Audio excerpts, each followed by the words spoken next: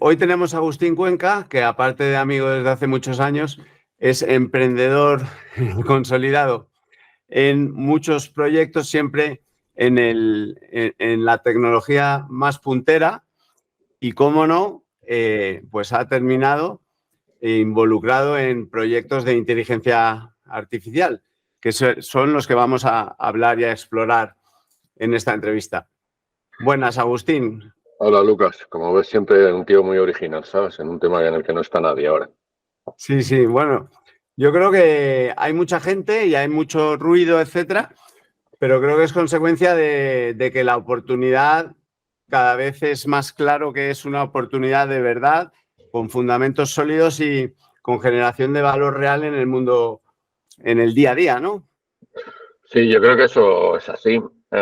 Ahora todo el mundo dice que llevan inteligencia artificial toda la vida, ¿sabes? Y yo soy de los que lo he escrito, ¿no? Hace un año yo decía que esto de la inteligencia artificial no servía. En el año 2002 o así, yo dirigí una empresa que se llamaba Isoco, que hacía web semántica. Ya entonces hacían cosas de inteligencia artificial y había un proyecto en el que se usaba la inteligencia artificial para optimizar subastas, ¿no? En la contestación a subastas, en una plataforma de subastas muy potente de inteligencia artificial. Yo estuve un año dirigiendo la compañía y allí aprendí que se hacían unas demos espectaculares, pero que luego los proyectos no funcionaban, ¿no? Y yo, en aquella época yo decía, la inteligencia artificial es el negocio del año que viene, pero lo lleva siendo los últimos 15, ¿no? Ha sido una promesa largamente establecida, ¿no? Y yo seguía pensando esto pues hasta noviembre del 2023. Fíjate que tengo un amigo que dejó Telefónica para montar una empresa que se llama BeHumans, que hacen humanos digitales, y cuando me lo cuenta en octubre del 22, ¿no? Octubre del 22. Me lo cuenta en octubre del 22, le digo, eso no va a funcionar, tío, la inteligencia artificial no está ahí ni de lejos. Y en noviembre, cuando vi ChatGPT, llamé y le dije, oye, que me he equivocado, que sí que se puede, ¿no? Y ahí fue para el cambio, ¿no? Ha habido un cambio ahí muy sustancial. Yo ya me hubiera gustado saber que la inteligencia artificial iba a estar donde está hace 5 años, ¿no? Otro gallo cantaría, pero yo pensé que esto no iba a funcionar nunca. Bueno, antes de empezar y para que la gente tenga un poco de contexto, cuéntanos muy brevemente, que es difícil porque tu trayectoria profesional desde luego es dilatada y variada, has hecho un montón de cosas, pero cuéntanos un poco qué has hecho, tienes mucha relación con el ámbito de la tecnología, del desarrollo de software, del emprendimiento también y en los últimos años también de educación y neurociencia, ¿no? Sí. Entonces, Pues cuéntanos un poco qué has hecho y cómo llegas, en qué momento surge, que ya ibas por ahí en la respuesta anterior, pero en qué momento surge ese enamoramiento de la inteligencia artificial o esa conciencia de que puede ser algo que realmente va a ser una ola importante. Sí, pues bueno, lo de dilatada es un problema de edad nada más, de haber sobrevivido y no haber muerto en un accidente de tráfico, ¿sabes? Este es un problema solamente de años, pero yo empecé en Internet en el año 87, o sea que son unos cuantos años, ¿no? Los que han pasado, casi van a hacer 40 dentro de poco, 35 años en Internet, una cosa así, ¿no? Y cuando lo vi por primera vez aluciné, y eso que no era... Hay gente que me dice, no, Internet no existía en el 87. Digo, no, lo que no existía era la web. Internet sí, ¿no? Pero desde el primer momento siempre me fascinó. No te puedo decir por qué. Siempre me pareció completamente alucinante, ¿no? Igual que la inteligencia artificial en su momento me parecía aburrida y un rollo patatero. En su momento Internet me fascinó. Entonces, pues desde siempre eso, combinado con un cierto espíritu de emprendedor, ¿no? O de empezador. A mí me gusta más decir empezador que emprendedor. Pues monté mi primera empresa ya en la universidad, luego monté otra en el año 97, que estuvo en el primer boom de la web 1.0. En el año 2000 esa empresa estuvo... La última que dices es Carana. Carana, sí, es Carana, que estuvo a punto de salir a bolsa en su momento y que se fue al garete con la crisis de las .com, ¿no? Luego estuve unos años ahí intentando levantar cabeza y en el 2006 fundé a SP Hems, que era otra empresa de desarrollo de software, alrededor de la siguiente ola, que era la web 2.0, ¿no? cuando empezaban las redes sociales y todo eso, ¿no? Siempre en el mundo del desarrollo de software. En ASP Games la vendimos en el año 2020 o 21, no me acuerdo, me parece que era 2020. La vendimos en el año 2020 y ahí intentábamos hacer productos. Hicimos una aplicación de facturación que se llamaba Factura Gem, que estuvimos ahí cerquita, ¿sabes? Llegamos a tener, en el año 2008 teníamos más de 10.000 euros al mes de ingresos recurrentes, ¿no? De Factura Gem, pero no fuimos capaces de subir de ahí. Y siempre intentábamos, pues hacíamos proyectos para terceros y luego intentábamos hacer un proyecto, con eso financiar productos. Y en esa línea, por temas personales, me involucré en el mundo de la educación y montamos un producto que se llamó Neuroca, donde estuvimos en una plataforma de formación online desde la neurociencia. Siempre me ha interesado mucho todos los temas de entender cómo funciona el cerebro, o por lo menos, ¿sabes? No entenderlo, pero intentarlo, la consciencia, la mente, en fin, todas estas cosas, ¿no? Y en ese contexto intentamos montar una plataforma de formación online. También arranqué un par de proyectos educativos, ¿no? Intentando cambiar la manera en cómo funcionan los colegios. No conseguimos que Neuroca funcionase y, bueno, vendimos la empresa en el año 2000, creo que es. Yo estuve 2 años en Singular, que fue la empresa que nos compró, y salí de allí el año pasado. Un poco con intención de no hacer nada, ¿no?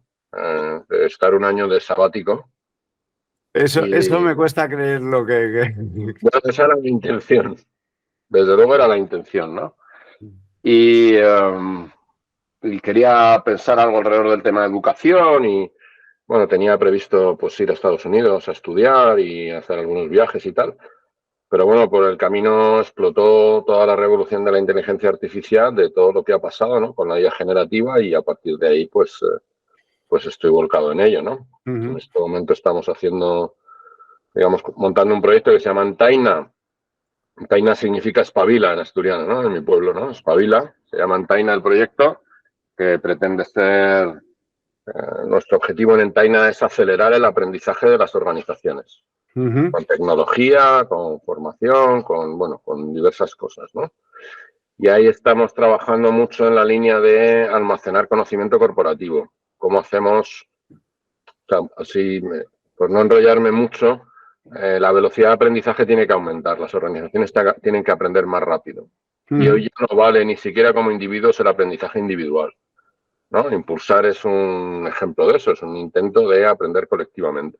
Entonces estamos construyendo un proyectito, veremos a ver en qué acaba, que es una herramienta que nos ayuda a aprender colectivamente, de forma que yo, de forma fácil, puedo aprender de lo que aprendes tú, ¿no? Y esa es una línea de trabajo, ¿no? Y luego otro proyecto que estoy montando se llama MyGuard Pass, que es un servicio de seguridad online, y ahí lo que somos es usuarios de la inteligencia artificial. El proyecto nace porque en una mañana con Alex, un fantástico desarrollador, entre Alex, mi hijo y yo, nos juntamos una mañana y en 4 horas teníamos un MVP con el apoyo de IA, ¿sabes? Y entonces, digamos que la IA hace que el coste de desarrollo de MVPs pues haya caído mucho. Sí, ahora hablaremos un poco de a qué funciones y a qué sectores que conoces y cómo puede afectar la IA. Afectar, no sé por qué siempre me sale esa palabra que tiene connotaciones negativas y precisamente no es, quiero transmitir un poco lo contrario, ¿no? Pero antes de entrar en vereda de ámbitos de desarrollo de software, de educación, etcétera, tú que has estudiado el cerebro, y toda esta ola se llama inteligencia artificial y se habla mucho de si un sistema puede ser inteligente, si el test de Turing ya ha pasado a la historia, si pueden desarrollar conciencia, ¿no? Ha habido ciertos casos, creo que era en Meta, que se asustaron mucho, ¿no? Porque empezaron a hablar un idioma, 2 sistemas inventados por ellos, etcétera. Entonces, desde ese punto de vista, ¿qué características humanas, digamos, tiene o no, y puede o no llegar a tener la inteligencia artificial? Está fácil esa, ¿eh? Una pregunta así, como se dice, todo rasito y al pie, ¿no? A ver, Yo creo que una de las cosas que está haciendo este tema es que, por ejemplo, en todas mis cenas de amigos empezamos a hablar de cosmología y de antropología y de entender lo que es una persona, ¿no? Porque aquí lo que está haciendo es cuestionar lo que es un ser humano. En general, hemos calificado como humano todo aquello que ninguna otra cosa éramos conscientes que era capaz de hacer. Por ejemplo, jugar al ajedrez es una tarea muy humana. ¿Por qué? Porque, bueno, hasta hace 50 años, ¿no? O 30. ¿Por qué? Porque no había manera de enseñarle a un mono a jugar al ajedrez, ¿vale? Entonces, siempre que había cosas ahí que solo hacíamos los humanos, son las cosas que llamamos como humanas, es muy humano. De hecho, cuando un animal cuida a su cría, pues hasta nos parece tierno y humano lo que hace el animal, ¿no? Entonces, lo primero que habría que hacer es tener un acuerdo de qué significa ser humano. Y eso es complicado. Segundo, depende del modelo que tenga cada uno. Por ejemplo, si tú eres una persona dualista, ¿no? Que cree en el alma y en el cuerpo, pues claro, está claro que en la inteligencia artificial no hay alma. No sabemos dónde está, por lo menos, ¿sabes? No parece. Yo no he oído a nadie todavía decir que estos sistemas tengan alma, ¿vale? Pero si eres un materialista, como es mi caso, que no crees en el dualismo del ser humano, sino que está todo ahí recogido en los átomos, ¿no? Pues entonces de repente empiezas a encontrarte que, como decimos en informáticos, si anda como un pato, tiene dos patas y hace cuac, pues es un pato. Entonces, ¿que estos sistemas tienen comportamientos humanos? No me cabe duda. ¿Que estos sistemas tienen consciencia? Pues es una gran pregunta. Habría primero que definir qué es consciencia, ¿no? Yo estoy leyendo el libro este de Anil Seth que se llama La conciencia del yo, me parece que es, o el origen del yo, no me acuerdo ahora del título. Y habla, por ejemplo, de la Integrated Information Theory, que es una teoría de la consciencia que relaciona la consciencia con la complejidad. A mayor complejidad, mayor consciencia. Bueno, pues estos sistemas tienen un nivel de complejidad enorme, ¿vale? Entonces, yo reconozco que estos sistemas se parecen bastante a lo que yo entiendo que somos las personas. Yo no diría que son humanos, pero se parecen mucho. Y además hay una cosa que, esto lo hablaba con un biólogo amigo, que él me decía, entendemos muy bien cómo funciona una neurona. Una neurona la tenemos, ¿sabes? Hay un proyecto incluso que está, digamos, simulada la neurona a partir de cada átomo, ¿vale? O sea, construyen cada átomo y con eso modelan el comportamiento de una neurona que lo utilizan para temas de análisis de proteínas y medicamentos y cosas así. Y entendemos bastante bien cómo funcionan dos neuronas, ¿vale? Hasta ahí llegamos. En cuanto hay más de dos neuronas, ya no entendemos cómo funciona. 100.000 millones chungo, ¿no? No entendemos. ¿Y por qué? Porque, como diría Javier Reconco, esto es un sistema complejo y hay emergencia. Y con estos sistemas nos pasa lo mismo, que hay emergencia. No entendemos cómo funcionan. Ayer estaba dando una charla a una empresa sobre esto que me pidieron que les contara un poco y yo les decía, es que no entendemos cómo funciona. No sabemos por qué funciona. Ahí lo que quieres decir es que, por ejemplo, una red neuronal se puede entender lo que hace, ¿no? Pero en gran medida es una caja negra de por qué. Bueno, entendemos lo que hace de la misma manera que entendemos cómo funciona una neurona, pero no entendemos cómo funcionan 50 neuronas. ¿Sabes? Pues tú puedes decir, ¿qué sabemos del cerebro? Sabemos cómo funciona una neurona y sabemos cómo se comporta, ¿vale? Pero no sabemos por qué. Por ejemplo, ¿dónde tienes guardado en tu cabeza el número 2? ¿Te puedo borrar el número 2 de la cabeza? ¿Dónde está guardado el número 2? Esto no lo entendemos todavía. No lo sabemos, ¿no? El último libro de Kurzweil que es uno de los que más ha escrito y estudiado, lleva 20 años estudiando el tema de la mente, que se llama 1000 cerebros, ¿no? Thousand Brains, pues tiene un indicio de teoría de cómo empieza, que parece que, pero no acabamos de entenderlo. Y yo creo que con las redes neuronales, en el nivel de complejidad en el que estamos, por tamaño, pues nos pasa un poco igual. Y entendemos algunas cosas, ¿sabes? Sabemos cómo funciona a nivel de detalle, es verdad. Pero no entendemos por qué se comporta como se comporta. Por ejemplo, se ha publicado un paper por ahí, que no me acuerdo ahora dónde estaba, bueno, está en Archive, ¿no? Que explica que si yo le digo a GPT o a un modelo de lenguaje, hola, por favor, dame un plan de marketing. O le digo, hola, dame un plan de marketing que me estoy jugando el puesto de trabajo, tengo 3 niños y como me echen a la calle van a pasar hambre mis niños, por favor, dame un buen plan de marketing. Sí. Contesta mejor en el segundo caso que en el primero. Sí. Y la pregunta es ¿por qué? Pues no lo sabemos. He leído cosas parecidas, ¿no? De Sí, ¿no? casi empatizar, ¿no? O sea, que es una capacidad que, desde luego, muy extrañamente o hasta hace poco era implanteable casi asociar a las máquinas, ¿no? Sí, José Luis Calvo, que era compañero de Singular, con el que he hablado de esto muchas veces y discutimos, ¿no? Yo le digo, o sea, yo no puedo probar que es consciente, pero tampoco puedo probar que lo seas tú. Sí. O sea, ¿cómo sabes tú que la persona que tienes delante, ¿no? Esto lo hablaba con Javi Recuenco, cuando hablamos del rollo de los loros estocásticos. Yo lo escribí el otro día. La pregunta no es si esto es un loro estocástico, que sabemos que lo es. La pregunta es si no lo somos nosotros. ¿Tú eres un loro estocástico? O sea, cada palabra que dices, ¿de dónde sale? Sí, sí, sí. Yo de momento no me percibo, como se dice ahora, como... Bueno, porque tienes una autoimagen que es la que es, pero yo te podría percibir como un loro estocástico. No tengo ninguna evidencia de tu consciencia. Sí, sí, La sí. prueba que tiene la consciencia es que tú solo tienes evidencia de la tuya. Ujú.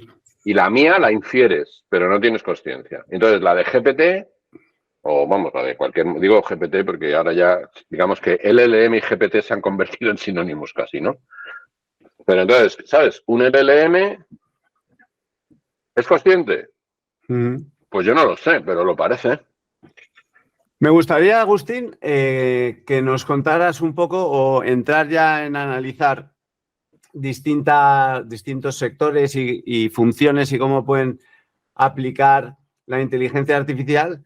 Yo creo que seguramente contigo sería muy interesante hablar de desarrollo de software, que le puede dar seguramente la vuelta al sector, ¿no? O el potencial es enorme, por lo menos en cuanto a productividad, y ya veremos en cuanto a puestos de trabajo, etcétera, y educación, ¿no? Si quieres empezamos con educación, que es, hay, digamos, un patrón que se repite, ¿no? Y es, parece que la tecnología y la educación van de uñas muchas veces, ¿no? Es decir, ahora se habla mucho de que qué va a pasar con los niños si van a ser todos tontos porque lo van a buscar todo en ChatGPT.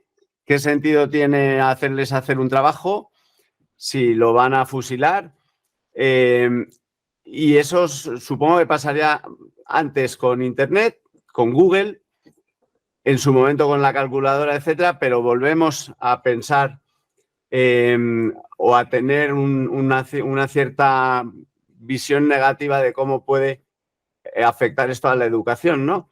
Entonces, ¿cuáles son tus opiniones y cómo crees que se puede aprovechar a día de hoy y Bueno, qué habría que hacer? Y sobre todo también, ¿qué va a pasar dentro de 2 años, de 5 años o de 10 años?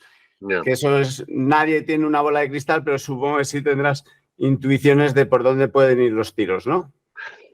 A ver, yo lo primero que yo haría es distinguir entre educación y formación. Solemos meter en el mismo saco y, en mi opinión, son cosas distintas, ¿no?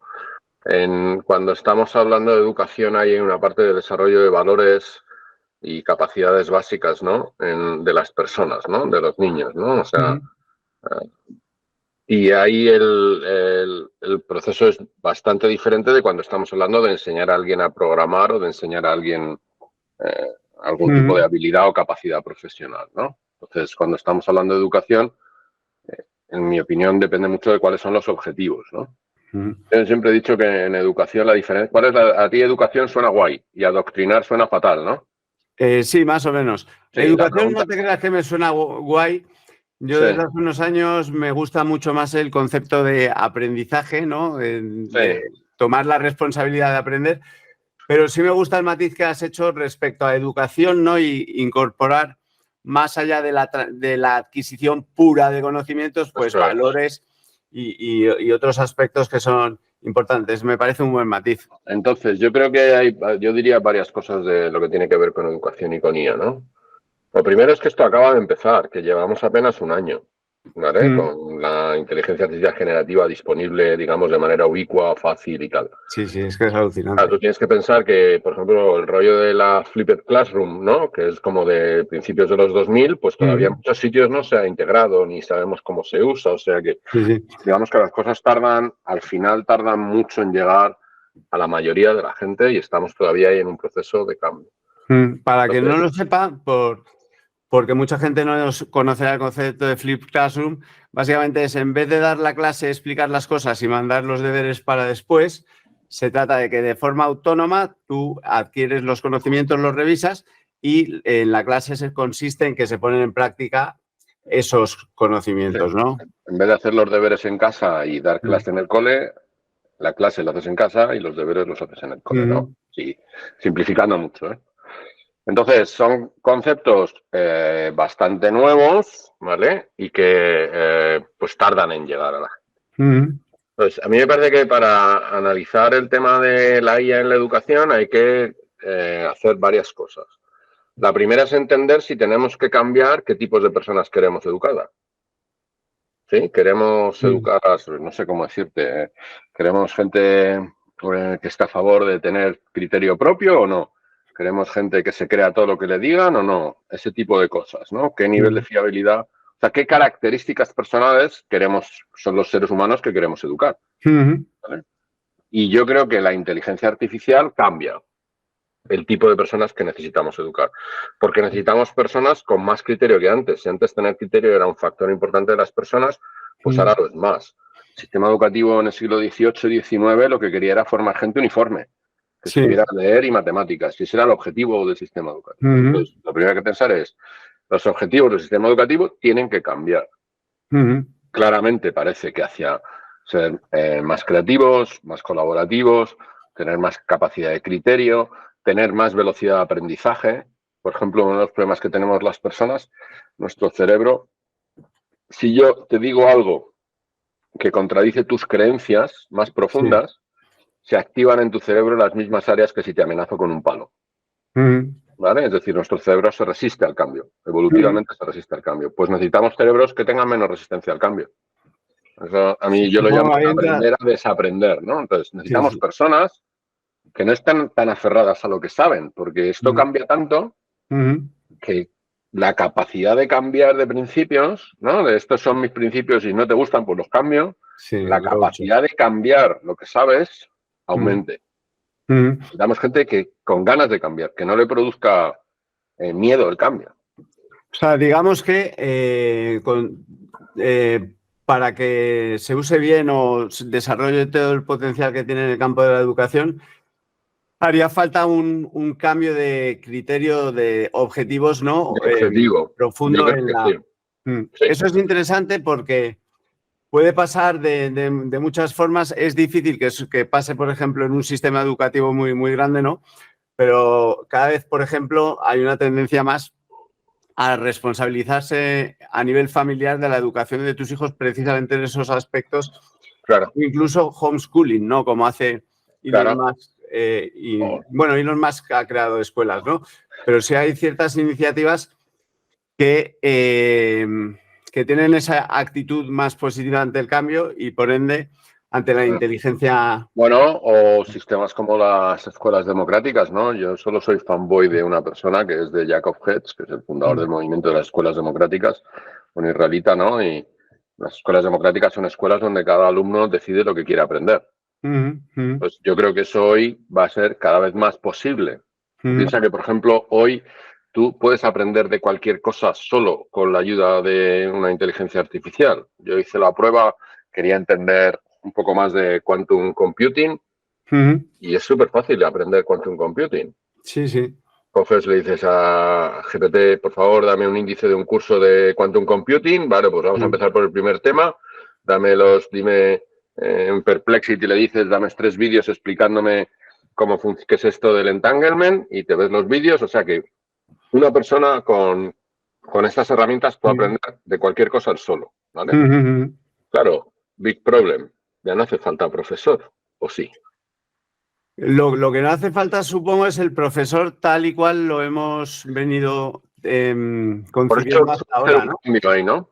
De hecho, no sé si conoces un proyecto de Khan Academy que básicamente está basado en inteligencia artificial, pero en vez de el concepto que tienen muchas de las personas que no conocen o que tienen una actitud no receptiva ante la inteligencia artificial, pues en vez de darles los deberes hechos, lo que hace es les va haciendo preguntas, ¿no? Aplicando un poco un método más socrático para que razonen, lleguen ellos a conclusiones, etcétera, ¿no? Entonces, eso me parece absolutamente enriquecedor. Por eso digo que eso va a cambiar. O sea, una vez que has cambiado lo que quieres educar o en qué quieres educar o hacia dónde quieres educar, ¿no? Y qué capacidades y habilidades tienen que tener las personas, pues luego viene el cambio del método. Ya no tiene sentido, o no siempre, ¿sabes? El método tradicional y el método va a cambiar. Y luego en educación a mí me parece que el otro elemento importante es que tenemos que rehacer los sistemas de evaluación. Es decir, sistemas de evaluación en educación se han puesto para, como decía, esta frase no me acuerdo de quién era, me parece que era Alfonso Alcántara, que no es lo mismo dar feedback que dar por el feedback, ¿no? Entonces la evaluación tiene como objetivo sobre todo dar feedback al aprendiz, ¿vale? Pero los sistemas de evaluación no lo hemos puesto para eso, sino los hemos puesto para clasificar, ¿no? Entonces, claro, los sistemas de evaluación que tenemos han quedado absolutamente desbordados por las herramientas. Ya no puedes decirle a nadie, hazme un trabajo sobre la Revolución Francesa, porque esto ya no tiene valor. O sea, hacer un trabajo sobre la Revolución Francesa, producir un trabajo sobre la Revolución Francesa, no demuestra nada. Puedes entregar el trabajo y no prueba nada, no te sirve de nada como herramienta de evaluación, ¿no? Entonces, hay que buscar alternativas de evaluación. Como por ejemplo, pues hay algunos profesores ya con los que he hablado que empiezan a hacer cosas como, vale, dame un trabajo hecho por GPT, pero dime dónde se ha equivocado. O cosas del estilo, ¿no? Como estos sistemas pues se equivocan, ¿no? Y alucinan, pues puede ser un ejemplo, ¿no? En la Universidad Politécnica con la que estamos colaborando en algún proyecto, los profes no me han contado que ahora muchos exámenes los hacen orales, que ya no se puede hacer un examen escrito. Es que no puedes. Claro. Ni siquiera puedes decirle a un tío, hazme una aplicación que haga no sé qué, porque es que me han contado que hay algunos trabajos que han leído, algunos trabajos entregados que dice, como modelo del lenguaje te tengo que decir que, ¿vale? En el curro, ¿no?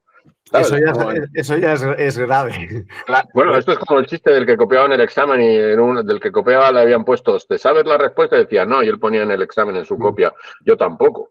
O sea, que gente lo he oído siempre, pero... Entonces yo creo que el cambio en la parte educativa es tremendo, ¿no? Y en la parte de formación más de las empresas, pues igual. Ahora yo creo que esto va a poner cada vez más peso en la voluntad de aprender. Entonces, la voluntad de aprender que además ahora mismo está a disposición de quien quiera y tome el toro por los cuernos, ¿no? Que creo que es un problema que existe, ¿no? Es que todavía mucha gente percibe que la formación es algo que le debe dar la empresa, etcétera. Ahora mismo hay recursos infinitos y con lo de ChatGPT, como decías sobre física cuántica, ese ejercicio que has hecho tú, se puede hacer prácticamente con cualquier cosa. ChatGPT en convencional, seguramente con vídeos y canales de difusión de contenidos, ¿no? Que además te lo hacen muy asequible, ameno, etcétera, ¿no? sí. Entonces, yo creo que es algo que tiene que coger el toro por los cuernos cada persona y asegurarse de que va adquiriendo los conocimientos que le pueden ayudar a desarrollar una carrera profesional, ¿no? Se acabaron, desde luego, los tiempos en los que alguien estudiaba 5 años y ejercía una profesión exactamente igual toda la vida. Con lo cual ahí entramos seguramente en unas necesidades de reskilling y de aprendizaje continuo que con, por ejemplo, herramientas de inteligencia artificial, pues lo ponen un poco o bastante más fácil, ¿no? Yo creo que eso es claramente así. Y alguna vez que he dicho algo parecido siempre suena fatal, ¿no? Yo creo que hoy el que no aprende es porque no quiere. Es verdad que hay gente que no puede y que tiene problemas de autoestima y problemas de entorno social y que es muy difícil ponerte a estudiar 6 horas cuando llevas 12 horas trabajando en una fábrica, ¿vale?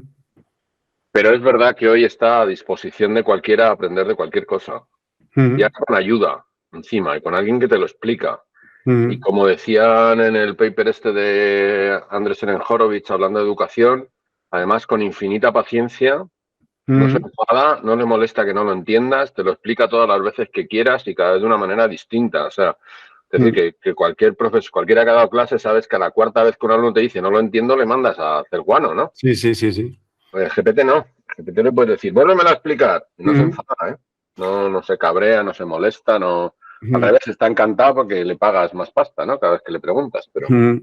Tiene más paciencia, desde luego. Y otra cosa que creo que es muy interesante de la inteligencia artificial para el tema de educación y formación es la capacidad de profundizar en cualquier cosa que te levante una chispa y te interese. No sé, hoy, estos días han abierto la App Store de OpenAI, ¿no? De los chat GPTs, de los custom GPTs.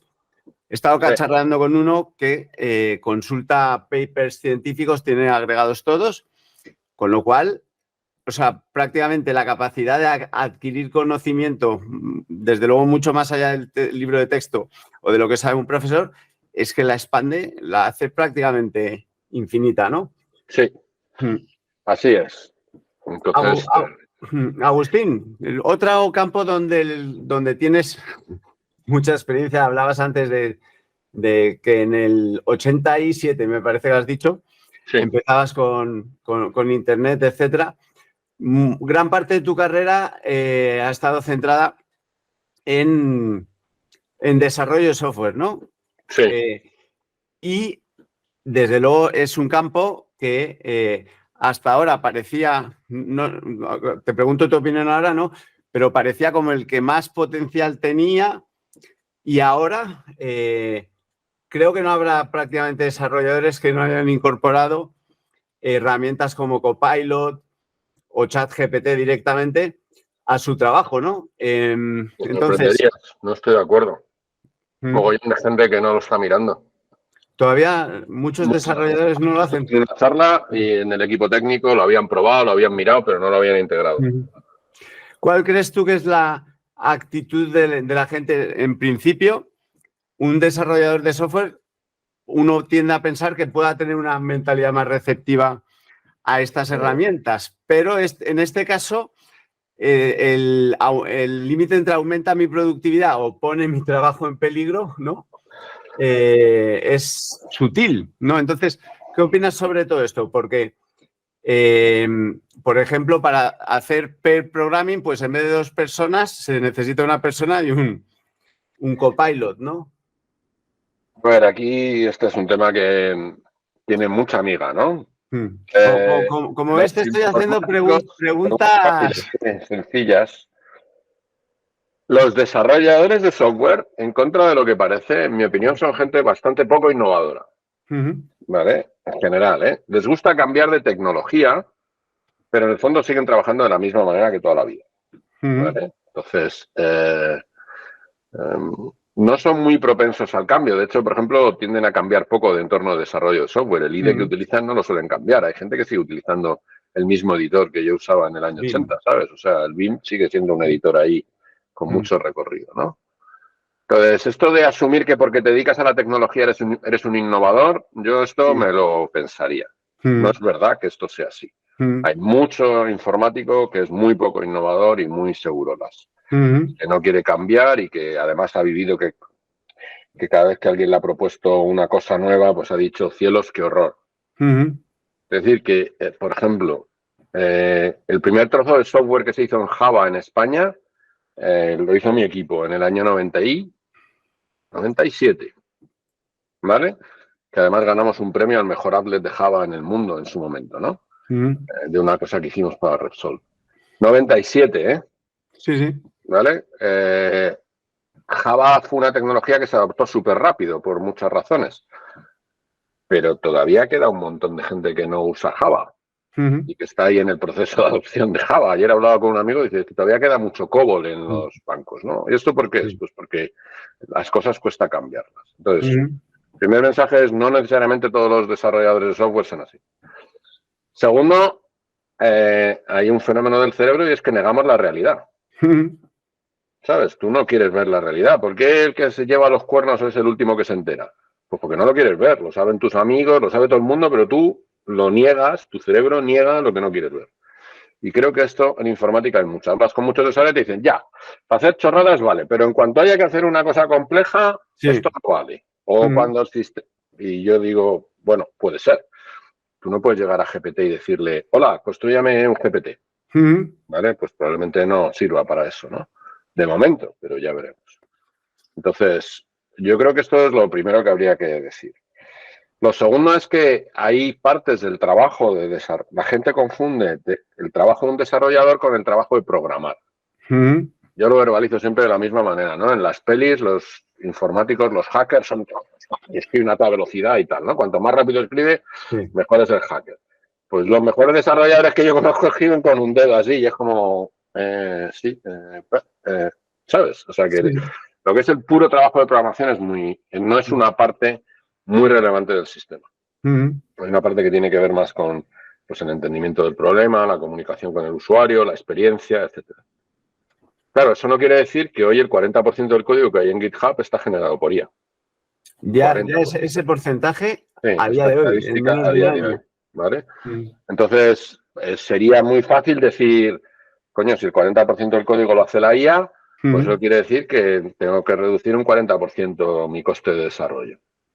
Y eso no es tan así todavía, ¿vale? Pero lo que sí que creo que está pasando es que está habiendo tres tipos de desarrolladores. Los que lo ignoran y prefieren seguir a su manera. Los desarrolladores que usan la inteligencia artificial para trabajar menos horas, ¿no? Han acordado contigo que tardan una semana en hacer algo y entonces en vez de tardar 40 horas, tarda 30 y las otras 10 pues las dedica a jugar al parchís. Sí. Y los desarrolladores que lo que hacen es que en 40 horas hacen más código. En mi opinión, generalmente con sobrearquitectura. ¿Sí? ¿A qué te refieres? Pues que hacen cosas que no hace falta. Vale, matar moscas a cañonazos, ¿no? No, sería como decirte, pues consigo que mi tiempo de envío de un email pase de 0,5 segundos a 0,2. Dices, he mejorado un 100%, ¿no? Sí. ¿Y qué más da? Como un desafío técnico, ¿no? Que realmente nos responde a algo que genere valor para los clientes. Yo no estoy viendo, por ejemplo, reducciones de presupuesto en las compañías de servicios. ¿Sabes? Veremos a ver qué pasa, ¿no? Los salarios siguen en alza en el mundo de la tecnología, sigue habiendo cada vez más demanda. No está claro qué es lo que va a pasar desde el punto de vista de la evolución del mercado.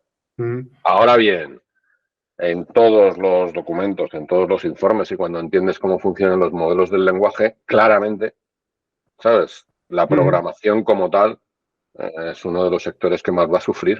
¿En qué aspectos se usa o se puede aplicar la inteligencia artificial dentro de los procesos de desarrollo de software? Pues entiendo que uno con el que estarán bastante contentos en general los desarrolladores es, por ejemplo, el tema de documentación, ¿no? Sí, la explicabilidad. Explícame qué hace este código, ¿vale? Yo te pongo un ejemplo. Yo hace muchos años que no programo, digamos, muchas horas, ¿no? Aunque pues sigo entendiendo lo que hace el código y todo eso, ¿no? Y he estado probando Hugo, que es una plataforma de esta generación de websites estáticos que va programado. No me acuerdo en qué lenguaje está programado. ¿En Haskell? No me acuerdo cuál es. Vale. Y yo meto mi página web en Hugo. Y lo he hecho con cursor.seo, que es un IDE que está integrado con inteligencia artificial. Entonces yo que es una chorrada de web, no tiene ninguna complejidad. Pero, por ejemplo, cada vez que tenía un error, copio el error, lo pego y no tengo que diagnosticarlo yo, me lo hace la IA. Sí. Te falta esto, te falta lo otro, ¿sabes? Y con lo cual tu velocidad de desarrollo es muy fácil. Oye, quiero que esta página solo se active en las peticiones impares de código. Pues hace un código y te lo hace y lo pones en mal sitio y te ayuda a corregirlo. Entonces, digamos que facilita mucho el trabajo sin necesidad de ser un experto, ¿no? Y yo creo que esta es una cosa. Pues la explicabilidad, lo que tú has dicho de la documentación es otra. Ya no voy a tener que escribir documentación con decirle a GPT, oye, explícame en este código dónde está el registro de la edad. Igual no hay ni que escribir documentación, ¿no? Entonces, yo creo que es la explicabilidad, la corrección de errores, la recomendación de soluciones. No me tengo que ir a buscar a Google, ya no voy a Google a buscar una copia del algoritmo de no sé qué. Le digo, dame un trozo de código que haga el algoritmo de ordenación de no sé qué. ¿Sí? Entonces... Y, por ejemplo, a nivel de optimización y refactorización de código, supongo que también. Dime qué cosas hay mal aquí, ¿no?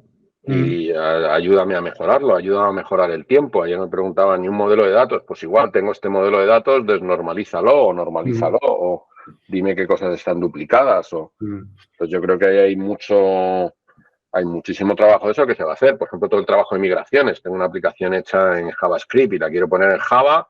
Oye, tradúceme esta aplicación para que funcione en Java. O sea, yo creo que ahí se abre mucho.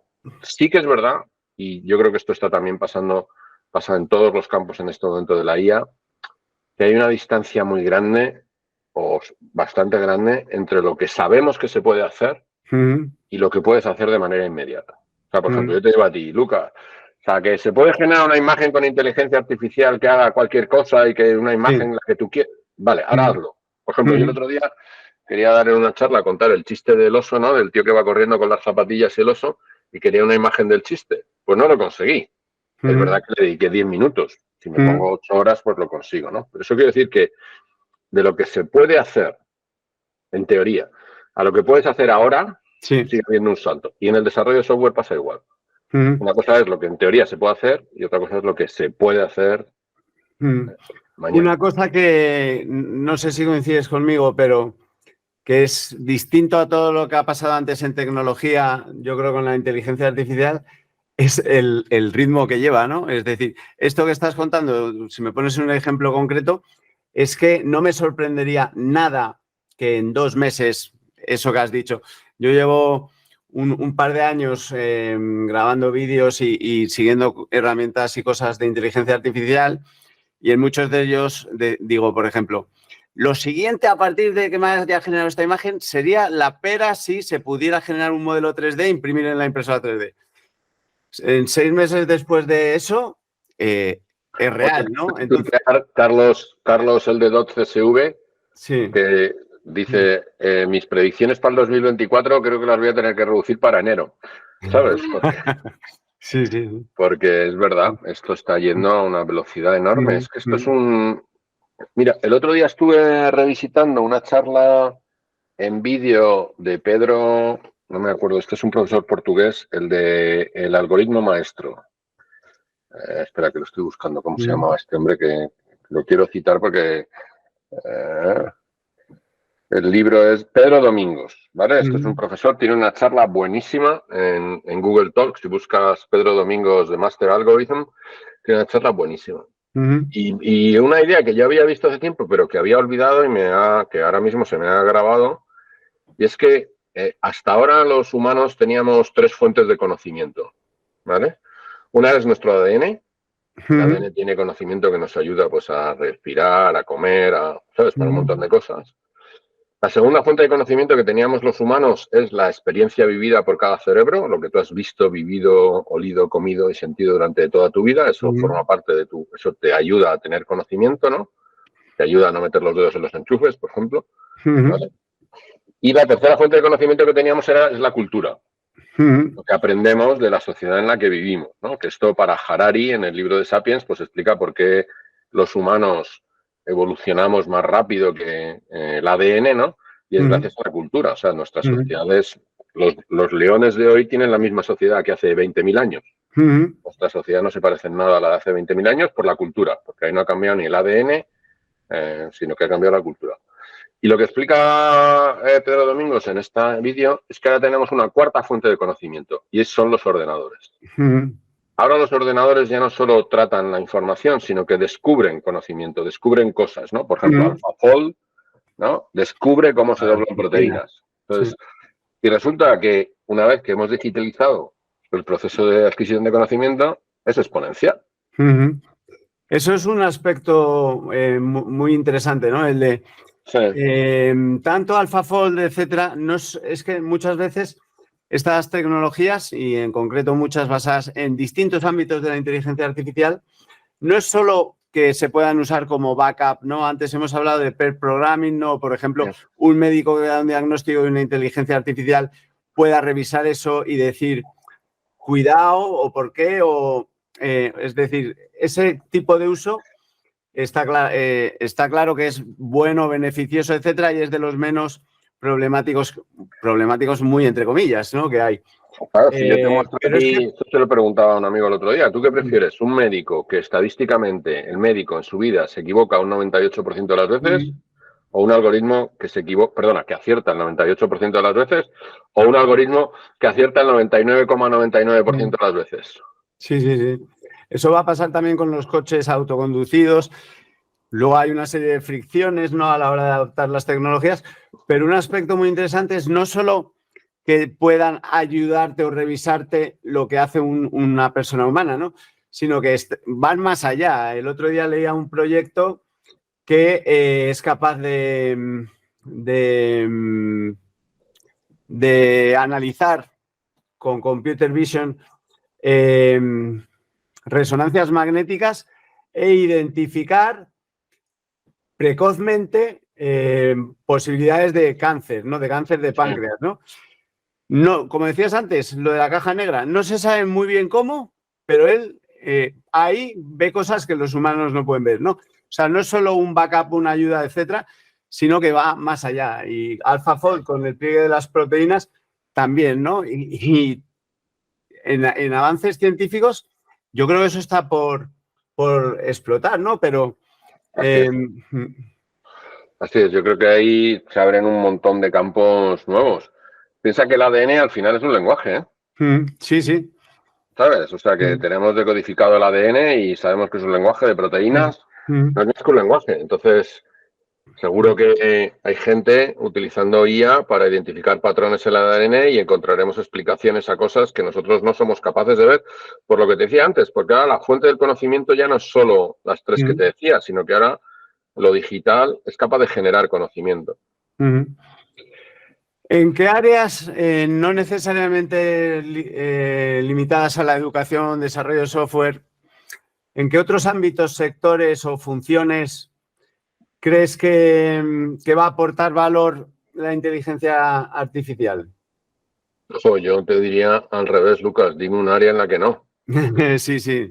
La verdad es que es una cosa increíble, es lo horizontal que es esto. Es que fíjate que hasta ahora decíamos, ¿no? Todo el mundo está por ahí diciendo que esta es la primera revolución que afecta a los trabajadores de cuello blanco sí.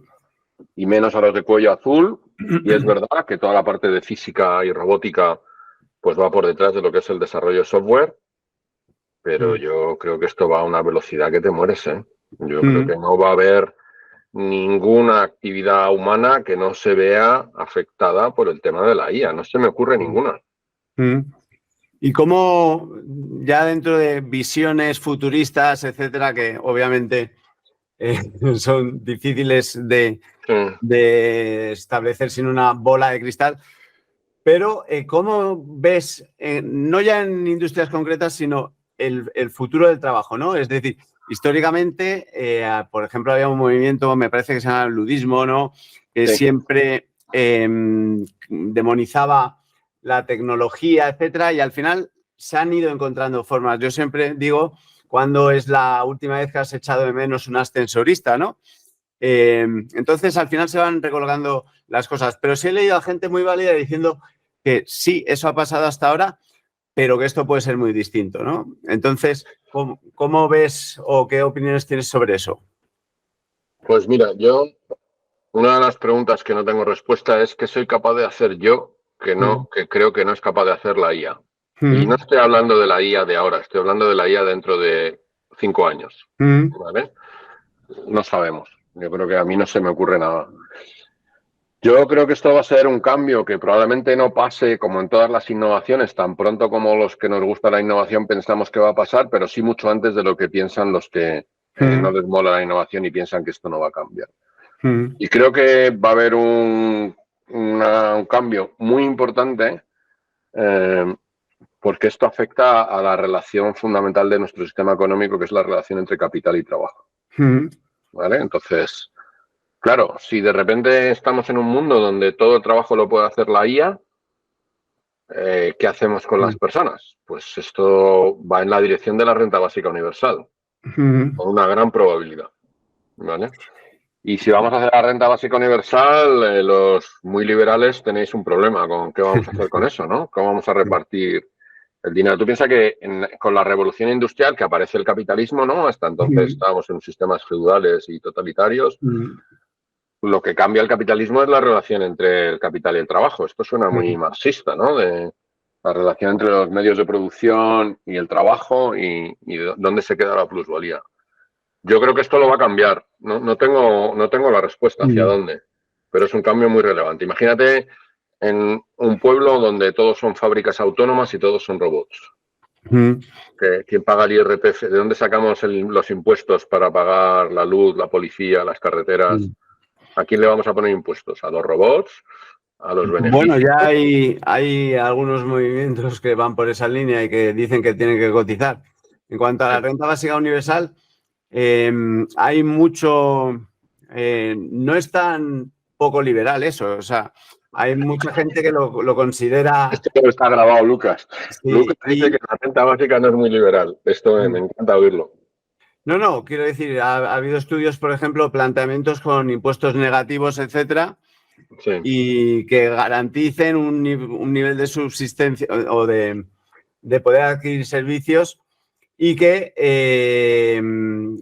esté la libertad de elección, ¿no? Porque al final... Pero bueno, ese es otro melón.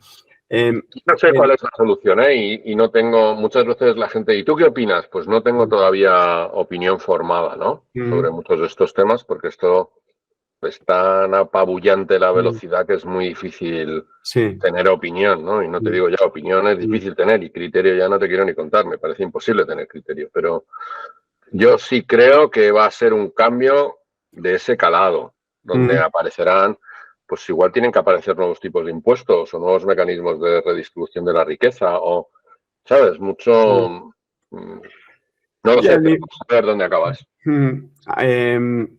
A nivel de, un poco enlazando con lo primero, las capacidades humanas, mucha gente predice o cree que hay trabajos que van a poder ser llevados a cabo por la inteligencia artificial y que eso va a poder liberar tiempo para dedicarse a tareas más creativas, ¿no? Que ahí es... Yo el otro día hice un experimento con GPT, con ChatGPT. Básicamente, llevo mucho tiempo dando clases a emprendedores y en mis clases utilizo un ejemplo de vamos a hacer un proyecto, un ejemplo, con una máquina del tiempo y hay que encontrarle un modelo de negocio. Y lo habré preguntado, yo que sé, a 800 personas.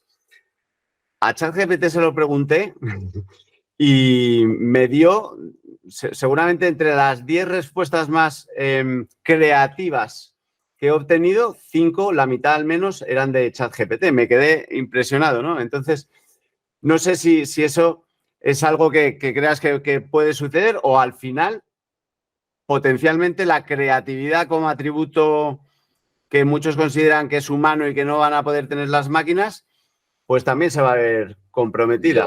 Yo creo que, vamos, el otro día me contaba un amiguete inversor que ha invertido en una empresa donde tenían 8 personas haciendo generación de contenidos. No sé si hay algo más creativo que escribir contenidos. Ahora son 2. Sí. De 8 a 2. Entonces, yo creo que considerar que la creatividad es solamente humana, yo no lo acabo de entender. No lo acabo están haciendo bastantes medios. Y luego, o sea, pensar que las máquinas no van a sustituir las tareas creativas, a mí me cuesta mucho trabajo estar de acuerdo con esa frase. Creo que tenemos evidencias más que palpables del nivel de creatividad que genera esto.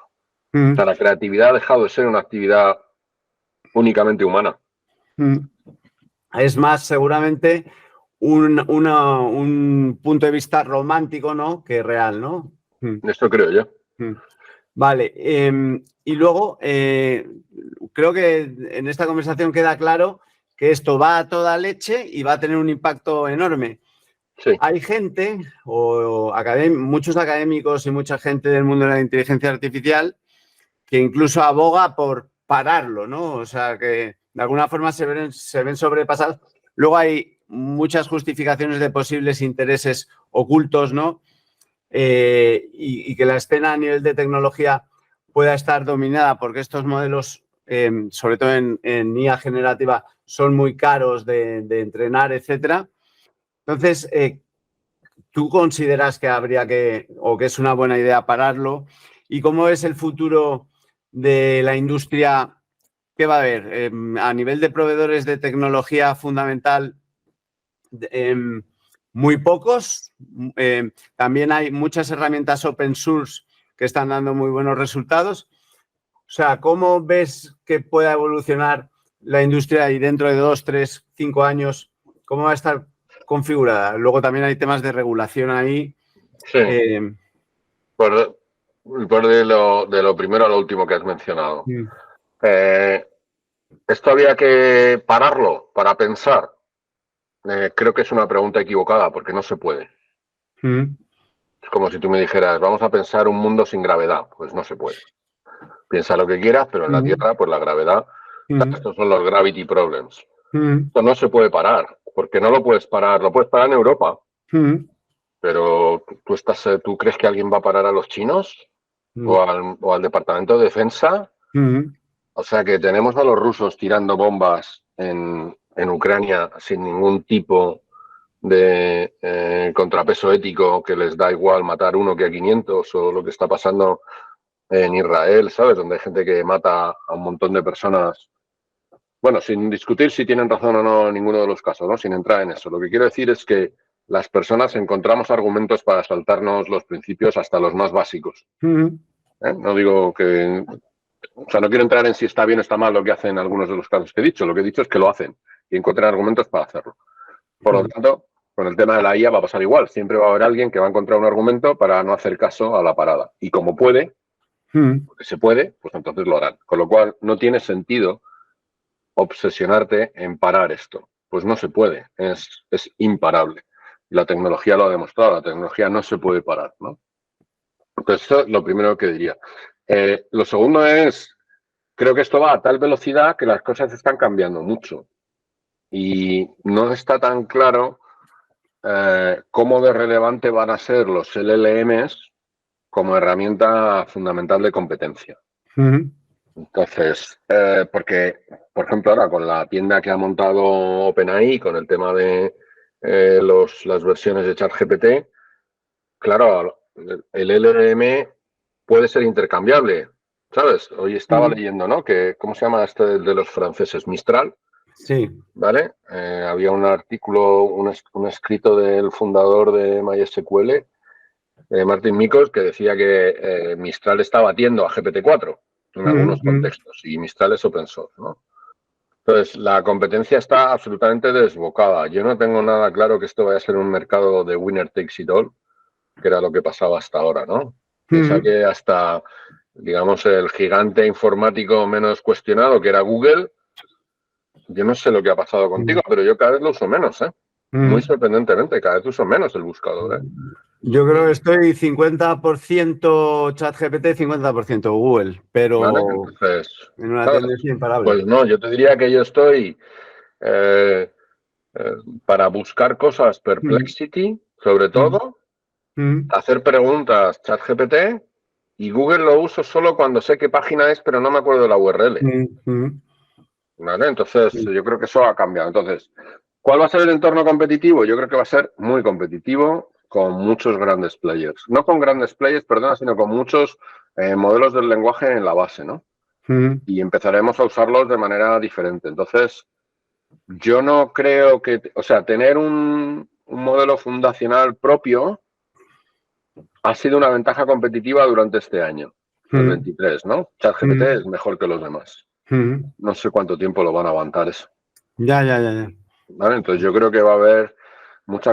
A ver, la cantidad de pasta que se está metiendo aquí, ¿sabes? 1/3 de las inversiones de VCs de Estados Unidos el año pasado fueron para temas de inteligencia artificial. Sí. Todas las empresas están hablando de inteligencia artificial. O sea, aquí se está invirtiendo dinero a las puertas. Y al final la evolución de las empresas es puro darwinismo, ¿eh? Sí, sí. Sobrevive no el más fuerte, sino el que más se adapta, ¿no? ¿Qué consejos darías, ya pasando a un ámbito un poco más de aplicación práctica a día de hoy? ¿Cómo crees que, y tú has trabajado con muchas empresas, conoces casuística muy variada, ¿cómo crees que pueden aprovechar el low hanging fruit, ¿no? las empresas, la tecnología que ya hay a día de hoy de inteligencia artificial? Es decir, alguien que tenga interés en todo esto, ¿qué fichas puede mover o qué puede empezar a hacer para aprovechar la inteligencia artificial en general? Bueno, yo te diría que sin duda lo primero que yo haría es comprarme el GPT-4, porque hay una diferencia significativa. Estamos hablando de 20 euros al mes, ¿sabes? O sea, que es una inversión que está al alcance de, no te diría El yo que de plus de todo el ChatGPT. mundo, el plus de ChatGPT, sin duda. Hay una diferencia, de repente empiezas a ver que hay diferencia, Sí, que sí. las respuestas son de más calidad y que merece la pena pagar esos 20 euros, ¿no? Hay soluciones por ahí también equivalentes. Yo te diría, de momento, para rápido, empieza a pagar ChatGPT y empieza a usarlo. Yo pongo un ejemplo que es la primera vez que yo usé, cuando tú empezaste a usar Google, ¿cuántas palabras tenían tus búsquedas? Una. No me acuerdo, pero es muy, muy Una. posible, sí, sí. O sea, era una métrica que se medía, en este país el uso avanzado de Google se medía por el número medio de las palabras en las búsquedas, ¿vale? En su momento era una métrica que tenía Google. Ahora, cada vez que buscamos en Google, nadie hace una búsqueda de Google con una palabra, son muchas palabras. Pues con esto es igual, hay que aprender a hablar con los modelos, ¿no? Entonces yo te diría, sin duda, empieza a usarlo. Yo creo Sí, que sí. usar GPT ahora mismo, el Plus, pues es un casi obligatorio. Igual dentro de 2 meses ha cambiado y ya no es... Por ejemplo, yo he estado probando Claude y a mí no me ha gustado. O sea, hay que hacer prueba y error. Entonces yo te diría, empieza a probar. Y lo segundo que te diría es, si eres una empresa, empieza a trabajar en la customización de las respuestas del LLM para tu negocio. Ajá, sí, Un sí. proyecto piloto para hacer. Se ha cortado el audio, Agustín. Se me ha activado en el móvil. Ahora ya se te oye, sí. Ya, ¿vale? Es decir, empieza a cacharrear y a conocer cosas, ¿no? Y sobre todo el segundo consejo que has dado es ya con datos tuyos y tus circunstancias. Empieza a probar. ¿Sabes? Sí. Entonces, esto es el chiste del oso que te decía antes, ¿no? Los dos excursionistas que van, el de, pues, ¿para qué te ponen las zapatillas si el oso corre más que nosotros? Y dice, pues para correr más que tú, no más Sí, que el sí. oso. Pues esto es igual. Se trata de correr más que el otro, no más que el oso.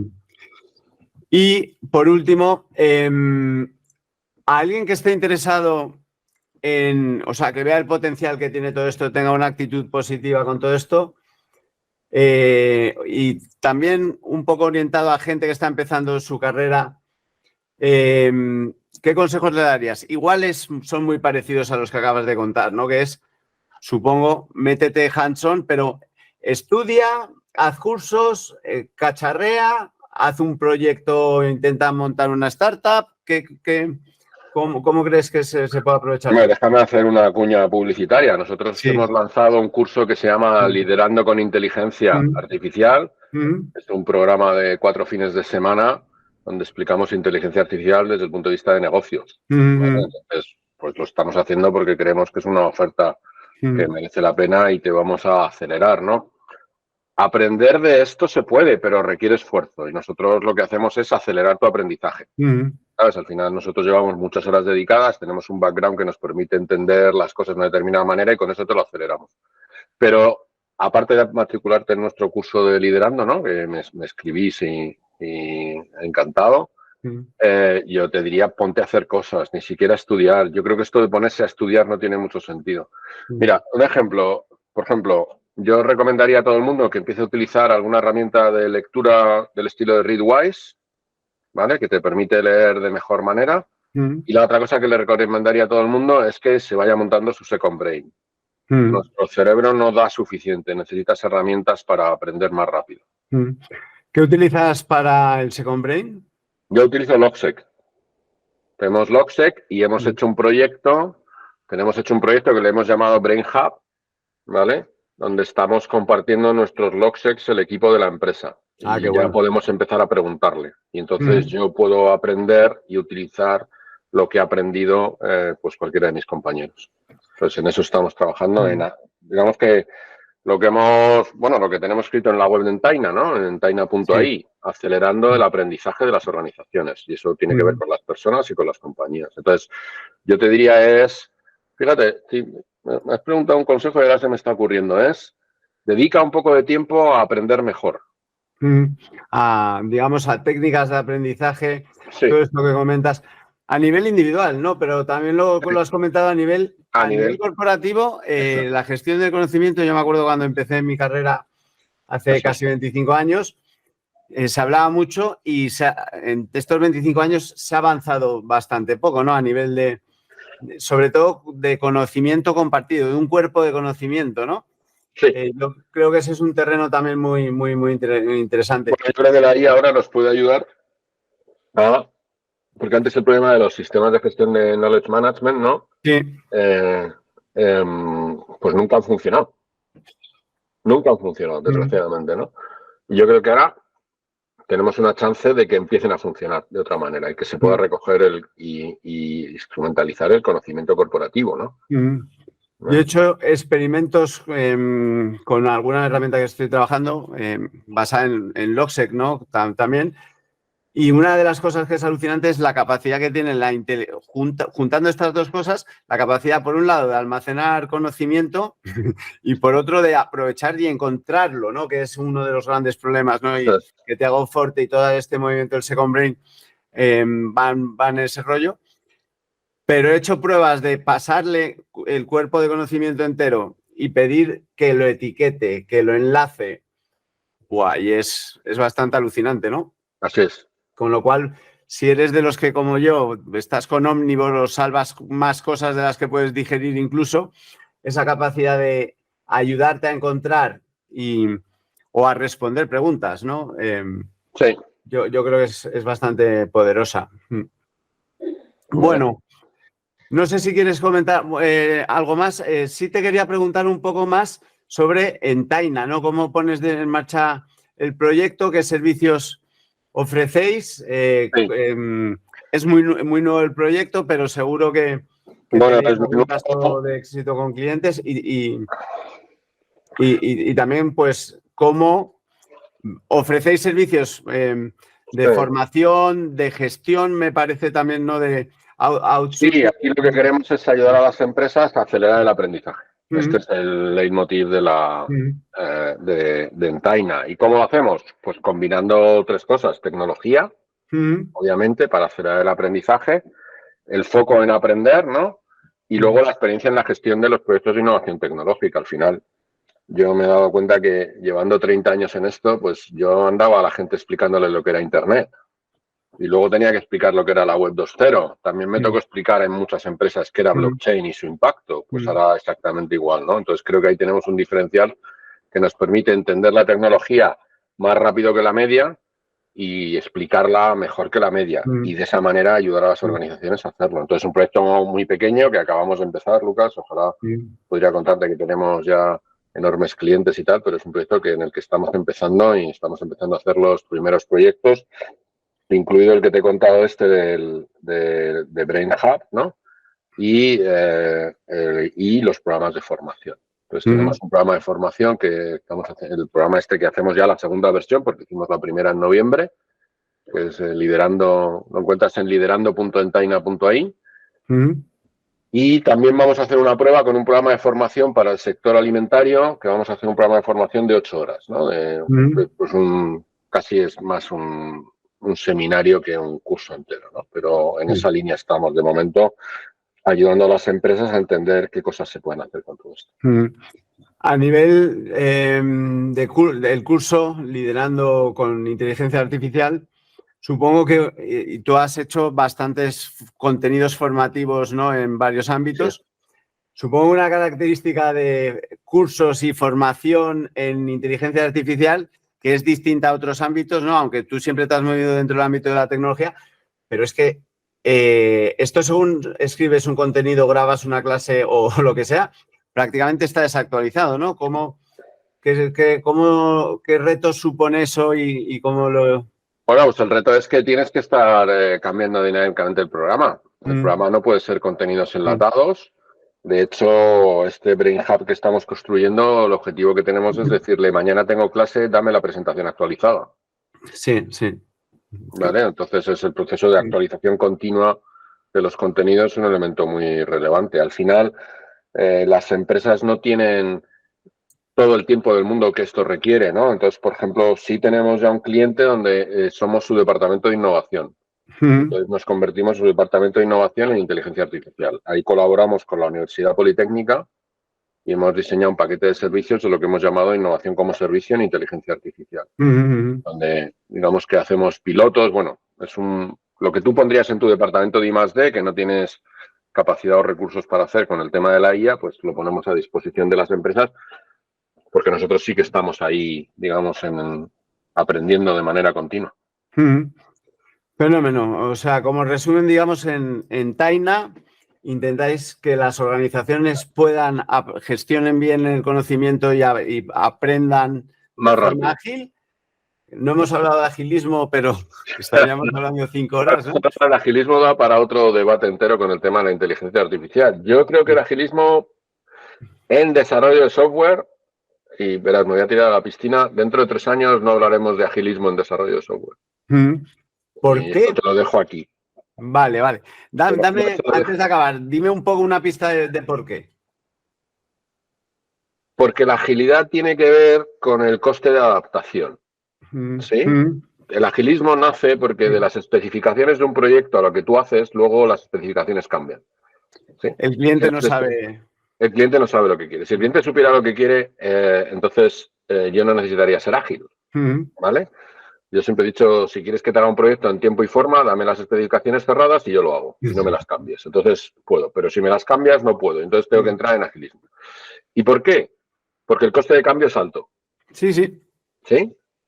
Claro, si ahora ya resulta que te explico lo que quiero en la aplicación y la inteligencia artificial lo genera, el coste de cambio es cero. Sí. Por ejemplo, y aquí va a haber muchos informáticos que me maten, a mí ya me da igual que el código sea reutilizable. Sí, porque no lo reuso, lo genero. Lo vas en vez de, digamos, hacer evoluciones en versiones que simplemente lo sustituyes, ¿no? Efectivamente. Entonces, por ejemplo, ¿para qué quiero documentación del código? Si no lo voy a utilizar, no lo voy a volver a mirar, lo sustituyo. Pero bueno, esto queda mucho, que esto da para otro debate enorme. Sí, es la velocidad esta de los cambios y de las mejoras de las tecnologías. Yo empecé a cacharrear con un proyecto con LangChain y lo paré porque digo, entre que aprendo y lo implemento, voy a tardar más de lo que y acerté, voy a tardar más de lo que van a sacar algo que lo haga más fácil, ¿no? Eso es. Pues ahí estamos todos. Muy bien, Agustín. Venga, pues Lucas. Súper interesante, como siempre, la charla. Muchas gracias por el piropo. Por compartir el conocimiento de forma tan directa y sin tapujos.